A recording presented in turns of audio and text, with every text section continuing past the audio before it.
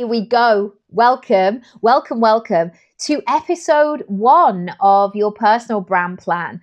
I am so delighted that you have found your way here, and I cannot wait to help you either build or recreate the next version of your personal brand plan. So you have a life first business model and you become everything you want to be, do, have, and feel.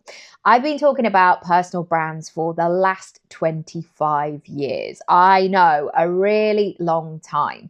And this was back in 2000 when I don't think I had an email. I mean, I might have done, but I didn't really know what I was doing. And I have seen so many changes, obviously, over the last 25 years, not just in terms of business and the technology and the opportunities that are available, but also in my life. So in this podcast, we're not only going to be talking about the business stuff and the logical stuff, but how we can fully embody it and make it personal, make it bespoke to us. Because there are 1,000,001 ways to make money. And I know that I have tried to make money or build a business in a way that didn't feel good. Now, I might say, maybe I'm not a great actor. Maybe I should just fake it until I make it. But I know ultimately that we only get one go at this. We only have one life, and we may as well have a great time in doing it. And so every step of the way, I would love for you to take these exercises and really turn them around. Sit with them. Ask yourself how it could or would work for you. How the strategies, the exercises, the questions could be embodied in your business. How could they work with your circumstances? How could they work with your personality? How could they work with your goals? And ultimately, how can you do this in a way that feels really good? So I wanted to begin this first episode with a little introduction, a behind the scenes, why I'm doing what I'm doing, just to give a bit of context. And then tomorrow in episode 2, we're going to start strong with a 5-parter, and I can't wait to share more about that. So if we are meeting for the first time, I'm Nicky Raby, and I am a lover of a portfolio career. And I have been building my personal brand since 2000, so 25 years ago. I moved to London from Lincolnshire. I went to drama school, and I knew on that first day there was no room for messing about. A few short months before, that sense of like popping into sixth form college for a little bit before you went to the pub and did your, free periods in the pub. This was not this time. I had to show up like a professional and get going. And I was in a fantastic environment. So I was meeting people, I was connecting with people, I was joining the dots. And I honestly felt like I had been waiting my whole life for that to happen. So I got there and it became very apparent, now is the time to get going. And I was figuring it all out, how I was going to thrive, what my USP was, how I was going to make money when I was acting, when I wasn't acting, how I was going to bring it all to life and not just leave it in a dreamy, whimsical place, but to actually make it a possibility. And over that 25 years, acting has remained a constant part of my personal brand. However, I know that acting is contract work, and so I needed to figure out a way that I was going to be able to thrive, not just in a day-to-day way, but also grow my business. And I've also realized that there are so many different ways that great, fantastic opportunities can come to you. And so I saw it very early on as my responsibility to be very clear about who I was and how I could help, and also commit to being the best version of me on a regular basis. I'm not saying the whole time, because nobody is perfect and we've all had all kinds of stuff going on in our lives. But ultimately, that is where I come back to, that clarity, that focus, that connection with my dreams. And then just before I became 30, I trained as a personal performance coach. And I couldn't believe it. I could not believe that there was something out there, a methodology, a strategy that I could use and implement that would help me bridge the gap between where I was right now and where I wanted to get to. And that was really the missing piece for me. I felt as a creative all through my 20s. I was waiting for the phone to ring. I was doing, but not seeing the results that I wanted. I was throwing spaghetti at the wall. I was having a go at this. I felt really, really scattered. And when I found coaching, when I really understood the tools and the techniques, that was when I had my light bulb moment of, oh, you can create this. You can make this happen. And so I want to reassure you, if you're coming to me at a time where you are thinking, I do not know who I am, I do not know what I'm doing, I've lost my confidence, things that worked 2 years ago are now no longer anywhere to be seen, I've got you. And I also want to reassure you from a very real place that when you have those moments of despair, frustration, self-doubt, all of the things, there is often a moment after you've had that reckoning with yourself of great things on the other side. And I truly believe that sometimes things literally have to crumble before you start again. And so if this is your reality right now, I've got you and I'm going to help you and it's all going to be okay. And we're going to find a way. So you also may be at a point in your life where you know there's something more. And I wanted to talk about this because I, on one hand, had huge dreams, but I also have had moments in my life where I knew that what I wanted to be, do, have, and feel was not going to come from just doing more, from just working harder, from just putting in more hours or doing the most. I needed to simplify. I needed to streamline. I needed to do that inner work for myself of who do I need to be? What do I need to let go of? Am I willing to look at doing things in another way? And so my hope with this podcast is when I share information, tools, techniques, there will be some that will land for you straight away, that will connect with you. It will help you run with a new idea. And then there might be some things that automatically your brain says, oh, I don't think that one's for me. I don't know. I don't need to listen to that one. However, if you can, or even dip your toe in, even give yourself 10 more seconds of exploring the thing, that's when you begin to move out of your current reality by exploring different things. We all know that moment as a child where you went through the beige food things and your parents might have been thinking, is she literally going to eat? I remember it with my own kids. Am I only going to ever cook plain pasta with cucumber sticks for the rest of my life? And I really had to work at that moment with my children of like, why don't you try this? Or sometimes they go to a party or somebody else's house and they're like, you know, like roast potatoes, can we have those? It's like, oh, we do have roast potatoes. I know they're beige as well, but we do have roast potatoes, but you just don't try them. So, or you have tried them and you didn't like them. And there's always that conversation.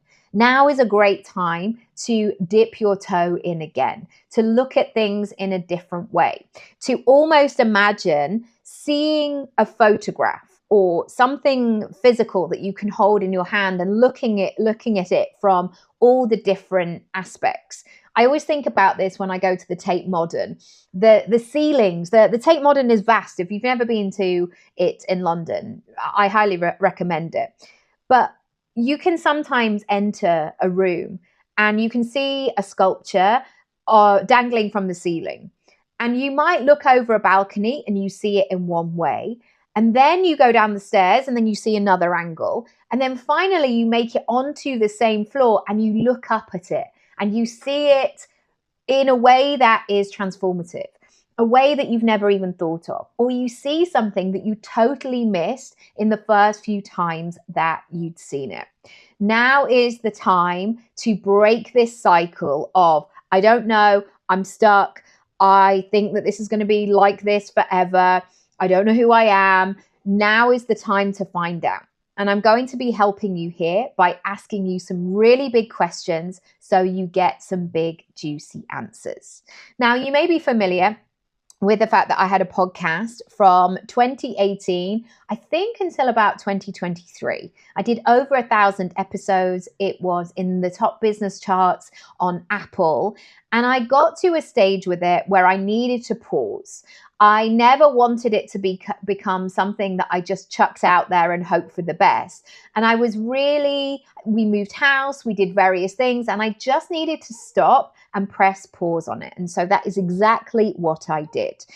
But now, here, in this moment in 2025, I'm ready to go again. And I'm going to be having a different pattern for myself to really express where business is going. I think after 2020 and the 5 years that followed it, there was so much recalibration, all sorts of situations going on. And I think finally, in this moment right now, people are feeling like they can go again. They've got a bit more capacity, a bit more headspace. They know what works. They know what doesn't work anymore. And they are ready to give some fresh energy to it once again. And yet, I think there has never been so much difficulty on the internet. People telling us to stay small, stay safe, not do the thing. There's a lot of scarcity. There's a lot of big news at the moment. And so I am committed here in this space to being here for your big dreams, to finding a way, to supporting you every step of the way, however long it takes.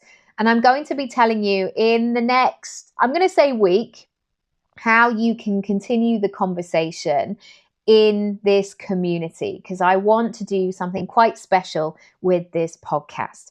In the meantime, by the way, if you ever want to find out more on how we can work together one-on-one, all of the description box is going to be packed full. The next steps, the way we can work together one-on-one, if there's a particular resource I mentioned in the episode, it's all going to be there. It's also going to be on my website, so you can find out more about the show there. I am committed to creating this content so it meets you wherever you are at. So I am going to be releasing it as a podcast on YouTube, as part of my Substack, on my website, as I mentioned. And I think this was the piece that was really missing. I've always created lots of content, and video has been a great way of doing that. But I know myself that I want to listen to things when I'm on the walk home from the school run. I run a lot. I try and run most days, not every day, but most days.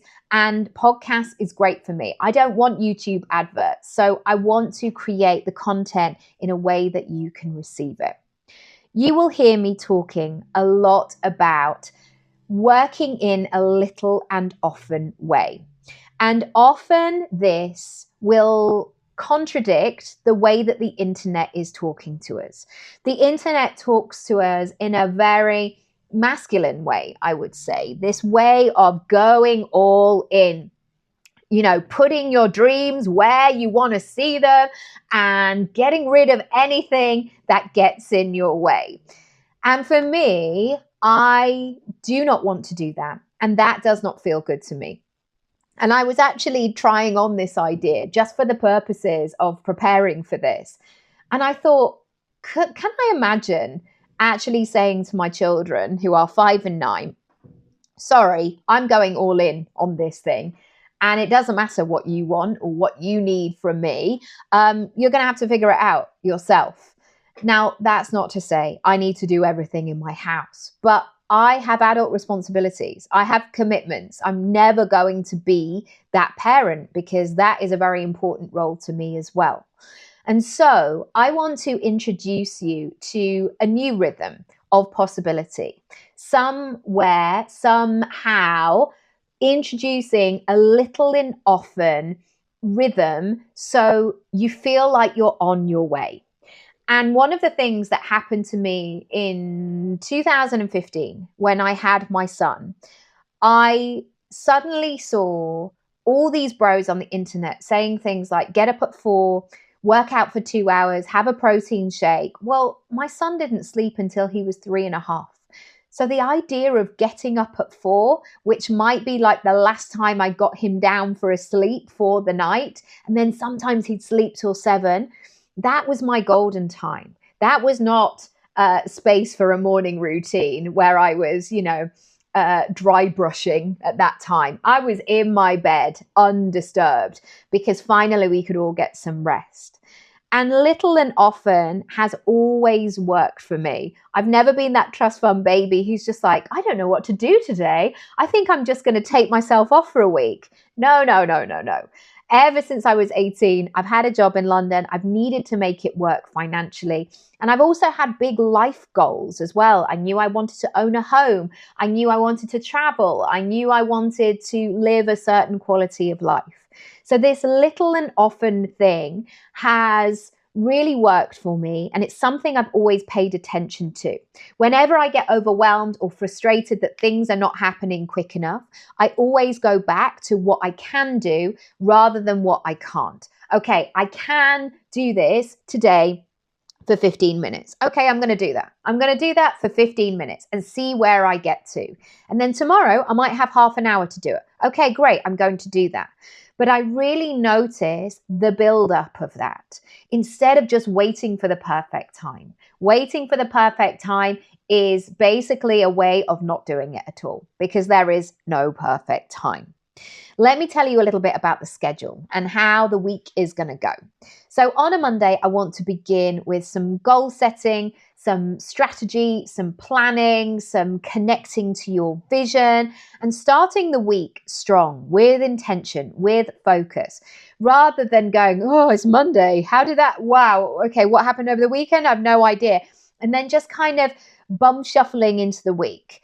I always come back to this with my clients. I want you to work really smart, not just hard. I want you to have more time off than you thought was possible. So in order to do that, you have to be clear. You have to be focused. You have to bring awareness to the actions that you're taking and who you're being and making sure that they're aligned with where you're going. Tuesday, we talk about money. I'm not a financial advisor or an accountant, but I have been doing this for 25 years, figuring out a way that I can do what I love and get paid for it. Figuring out how to create an income pie that works for me in this current season. And what I have noticed over the last 25 years is generally it's been the same skill set that I have monetized all this time. I haven't had, a summer where I'm like, well, I'm a tractor driver now. There's been no surprises along the way. Generally, it's been to do with the same interests, the same skills that I have. But certainly over that last 25 years, there have been different seasons. So when my babies were very little for the first years of their life, and also when I had my daughter, COVID happened, so I wasn't going out and about and meeting people. I really noticed that the online courses, parts of my business, the passive income, really ramped up. And then other times, when I had a space in central London, that's when I wanted to do juicy VIP days.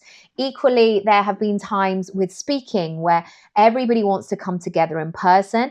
And likewise, I've sold so many workshops around the world that have been brilliant for people in all time zones in a way that suits them.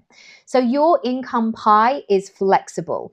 And I want you to create that wiggle room, that bend and flex within it. So you can really earn money in a way that is matching the current season of your life.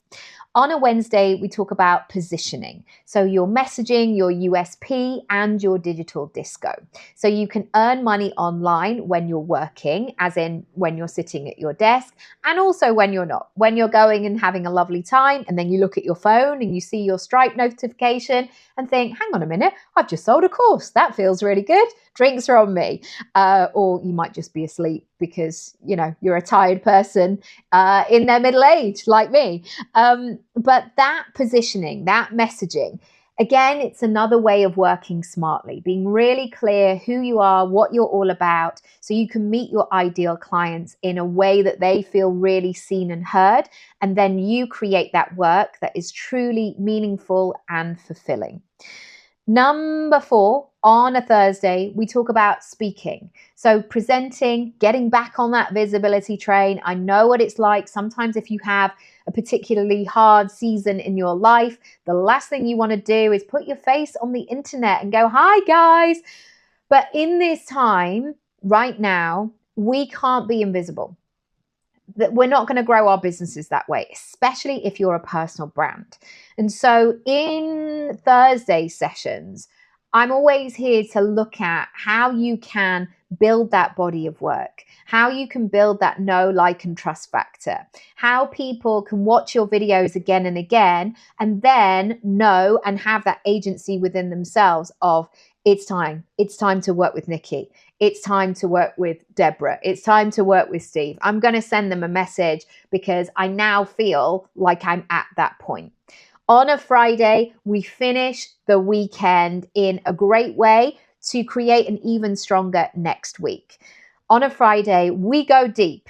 Actually, Friday should be like, let's have some tea and cake, but these are sort of thoughts and feelings, and I've sort of done it in this way. So when you are out and about on a Saturday, or when you have a bit more time and space, or you're doing some housework or whatever it is, these thoughts and feelings from Friday's episode can begin to land, can begin to percolate like, oh, I always do that thing. Why do I always do that thing? Okay, I'm not going to do that thing next week. So on a Friday, we talk about habits, we talk about mindset, behaviors, identities, old ways of being, those things that people told you were absolutely you. And even at the time, you'd be rolling your eyes quietly and silently at 9 years old thinking, no, that's not who I am. But somehow, because it was an adult that told you that, you felt like that had to be your personality. And so on a Friday, we are truly shaking things up because that quote, what's got you here won't get you there. And so I really want to help you find out what is blocking and stopping you. What haven't I covered? Okay, finally, I am going to structure this in a way that you can get what you need. You might see an episode on a random Wednesday, and even though you're a subscriber, and if you are, thank you. If you see that on a Wednesday and you're like, that's really not a topic that I'm interested in, but do you know what I really need? Is I need some money chat. I need to bring some money into my business quick, smart. So what I want to do on my website, and I'll try and indicate it as much in the description box as well, is for you to have this library of content. So I'm going to color coordinate it like I do my other content. So on a Monday, it's all going to be about the pink ones. Tuesday, green for money. Wednesday, it's like a light purple positioning. Thursday, yellow. Friday, purple. It will make sense when you go on the show tab on my website. But I want to meet you where you're at, give you the information that you need, because I know that you want to move fast. I know that you want to create great things in the world. And if I can be a small part of that journey, I absolutely want to do that. Finally, if you've got questions, if you've got things you want me to talk about, send me a message, send me an email. It's all confidential, of course. I can share your name or not, depending on what you want. But let's start this conversation. To finish, thank you for being here once again. Do subscribe and share. Come back again. I would love to help and have you. That would be fantastic. And thank you already for being here. And I'll catch you tomorrow for part 1 of the 5-part series. Lots of love. See you soon. Bye.